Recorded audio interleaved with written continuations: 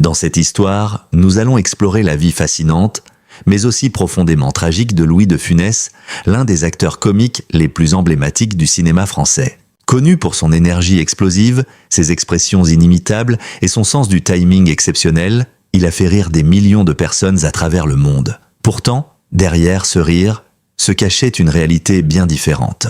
Et ce que peu de gens savent, c'est que sa vie n'a jamais été aussi légère que ses films. Né dans une famille d'origine espagnole, Louis grandit dans un environnement instable. Ses parents, issus de milieux relativement aisés, avaient fui leur pays pour vivre leur amour en France, contre l'avis de leur famille. Mais ce choix allait avoir un prix. Son père, autrefois respecté, se retrouva confronté à l'échec. Incapable de reconstruire sa vie comme il l'avait imaginé, il tenta à plusieurs reprises de retrouver sa fortune, sans succès. La situation financière de la famille se dégrada rapidement, et un jour, tout bascula. Son père disparut. Officiellement, il laissa derrière lui des signes laissant croire à un suicide. Mais en réalité, il avait fui, abandonnant sa famille dans une situation désespérée. Ce départ marqua profondément Louis, parce que ce n'était pas seulement une perte, c'était un abandon. Sa mère, autrefois issue d'un milieu confortable, se retrouva seule, avec des enfants à charge et aucune sécurité financière. Elle dut lutter chaque jour pour survivre. Et cette lutte était visible. Elle se disputait avec les commerçants, demandait du crédit, élevait la voix pour se faire entendre. Des scènes qui marquèrent le jeune Louis, des moments d'humiliation, mais aussi d'apprentissage, parce que c'est là que quelque chose naît en lui, un mécanisme, un instinct. Faire rire, face aux difficultés, face à la honte, face à l'inconfort. Louis découvre qu'il peut transformer ses émotions en quelque chose d'autre. L'humour. Très tôt, il comprend que faire rire les autres lui permet de supporter sa propre réalité. Et sans le savoir, il vient de trouver sa voie. Mais le chemin reste long. À l'école, il ne se distingue pas particulièrement. Élève moyen, parfois distrait, il a du mal à suivre le rythme. Il finit par abandonner ses études sans direction claire. La musique devient alors un refuge. Il travaille comme pianiste dans des bars, notamment dans les quartiers animés de Paris. Là, au milieu de la fumée, du bruit et des conversations, il commence à expérimenter quelque chose de nouveau. Il joue, mais il amuse aussi. Il grimace. Il exagère. Il observe les réactions. Et peu à peu, il comprend. Le rire fonctionne. Même devant quelques personnes. Même dans un petit bar. Il y a quelque chose, mais malgré ce talent, rien n'est facile. Pendant des années, il enchaîne les petits boulots. Vendeur, coursier, employé, des emplois précaires qui ne durent jamais longtemps. Il est souvent renvoyé, toujours en quête de stabilité, toujours en train de recommencer. Même lorsqu'il tente sa chance dans le théâtre, le chemin reste compliqué. Son apparence, sa petite taille, son style atypique, ne correspondent pas aux standards de l'époque. On ne croit pas en lui. On ne le voit pas comme un acteur principal. Alors, il accepte ce qu'on lui donne. Des petits rôles, des apparitions, des moments courts. Mais il ne s'arrête pas. Parce que malgré tout, il y croit. Et cette persévérance va tout changer. Car ce que personne ne voyait encore, c'était son potentiel. Un talent unique, une manière de bouger, de parler, de réagir, qui ne ressemblait à rien d'autre. Et un jour, après des années d'efforts, de doutes et d'échecs, le public commence à le remarquer. Pas immédiatement, pas massivement, mais suffisamment pour que tout commence. Et c'est là que l'histoire prend une nouvelle direction. Parce que derrière l'acteur comique, que tout le monde admire, se cache un homme qui n'a jamais vraiment cessé de lutter. À mesure que la carrière de Louis de Funès commence enfin à décoller, une réalité surprenante apparaît peu à peu. Car l'homme qui faisait rire toute la France n'était pas le même dans la vie réelle. Sur scène et à l'écran, il était explosif, nerveux, imprévisible. Ses gestes rapides, ses colères exagérées et son énergie débordante faisaient de lui un personnage unique. Mais en dehors des caméras, il était tout autre, discrète. Réservé, parfois même distant.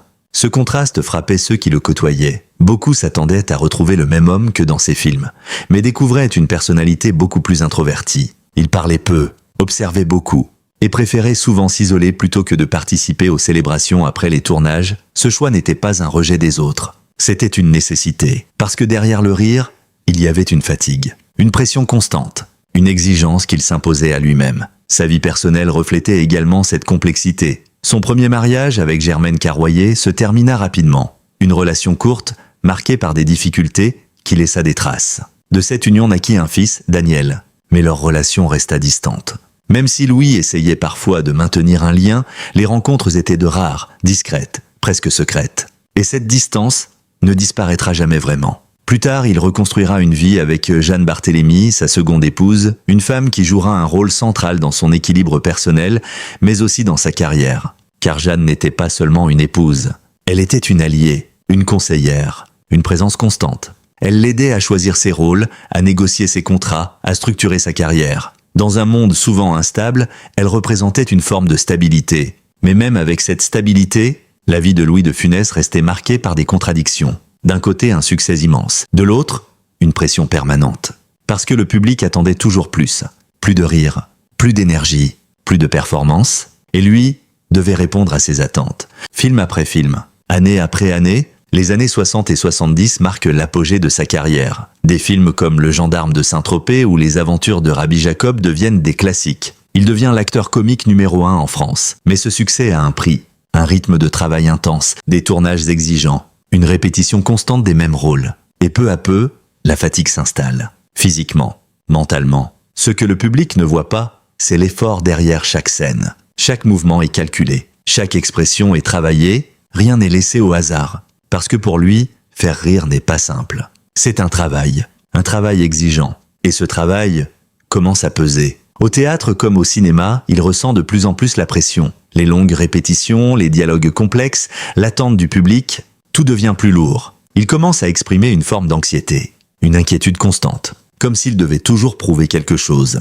Et malgré tout, il continue. Parce qu'arrêter n'est pas une option. Pas encore, mais son corps, lui, commence à envoyer des signaux. Des signes qu'il ne peut plus ignorer. Fatigue intense, essoufflement, moment de faiblesse. Au début, il les minimise, comme beaucoup. Il continue à travailler, à jouer, à avancer. Mais ces signes ne disparaissent pas. Au contraire, ils s'intensifient. Et un jour, ils deviennent impossibles à ignorer. Parce que parfois, même les plus grands artistes ne peuvent pas échapper à leurs limites. Et ce moment approche. À mesure que les années passent, le corps de Louis de Funès commence à céder. Après des décennies de travail intense, de tournages exigeants et de performances physiques épuisantes, les signes deviennent impossibles à ignorer. Ce qui n'était autrefois qu'une fatigue passagère devient une réalité inquiétante. Les premiers avertissements arrivent brutalement. En pleine période de succès, alors qu'il continue à enchaîner les projets, Louis de Funès est victime de troubles cardiaques. Des douleurs, des malaises, une faiblesse inhabituelle, autant de signaux que les médecins prennent très au sérieux. Le diagnostic tombe, son cœur est fragile, très fragile. Les médecins lui recommandent alors une chose claire, arrêter, se reposer, mettre fin à ce rythme de vie. Mais pour un homme comme lui, cette décision est presque impossible. Parce que toute sa vie, il a avancé, toujours, sans pause, sans compromis. Pourtant, en 1975, la réalité le rattrape. Il est victime d'un infarctus, puis d'un second, encore plus grave. Ces épisodes marquent un tournant. Cette fois, il n'a plus le choix. Il doit ralentir. Il s'éloigne temporairement des plateaux, se retire dans son château de Clermont, où il tente de retrouver un équilibre. Là, loin du bruit, loin de la pression, il redécouvre une vie plus calme. Le jardinage, le silence, le temps. Pour la première fois depuis longtemps, il respire. Mais quelque chose en lui reste intact. Le besoin de jouer, le besoin de faire rire. Parce que même affaibli, il reste un acteur. Et après une période de repos, il décide de revenir. Pas comme avant, différemment. Avec plus de prudence, avec plus de limites. Ses rôles changent, son jeu s'adapte. Il ne peut plus incarner les personnages explosifs de ses débuts, mais il trouve une nouvelle manière d'exister à l'écran. Plus posé, plus subtil, mais toujours fidèle à lui-même. Le public lui reste présent, fidèle, attaché à cet homme qui, malgré les épreuves, continue à leur offrir des moments de rire. Mais en coulisses, la réalité est plus fragile. Chaque tournage devient un défi, chaque scène un effort. Et malgré les précautions, malgré les soins, malgré les pauses, le temps continue son travail. Au début des années 80, Louis de Funès est déjà affaibli.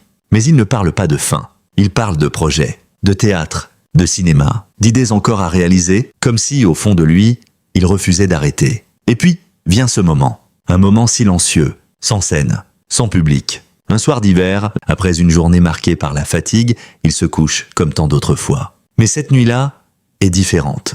Dans la nuit du 27 janvier 1983, il est victime d'un nouvel infarctus.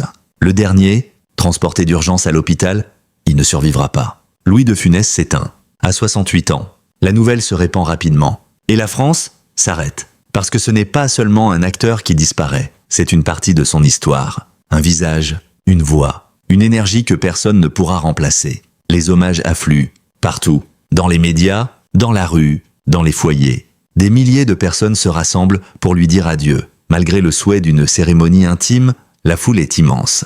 Parce que pour beaucoup, il faisait partie de leur vie. Mais au-delà de l'émotion collective, il y a une réalité plus silencieuse, celle d'un homme. Un homme qui toute sa vie a donné du rire, tout en portant ses propres luttes. Un homme qui a transformé ses difficultés en art, ses douleurs en sourires. Et c'est peut-être cela, le plus grand paradoxe de son histoire. Faire rire le monde, tout en affrontant ses propres tempêtes. Aujourd'hui encore, ces films continuent d'être regardés, partagés, aimés, son héritage ne disparaît pas. Il continue de vivre, à travers chaque rire, chaque scène, chaque souvenir. Et c'est ainsi que se termine cette histoire. Pas comme une fin, mais comme un héritage. Si cette histoire vous a touché, si vous avez redécouvert la vie d'un homme qui a marqué des générations, laissez un like, partagez votre avis en commentaire et abonnez-vous pour découvrir d'autres histoires aussi puissantes.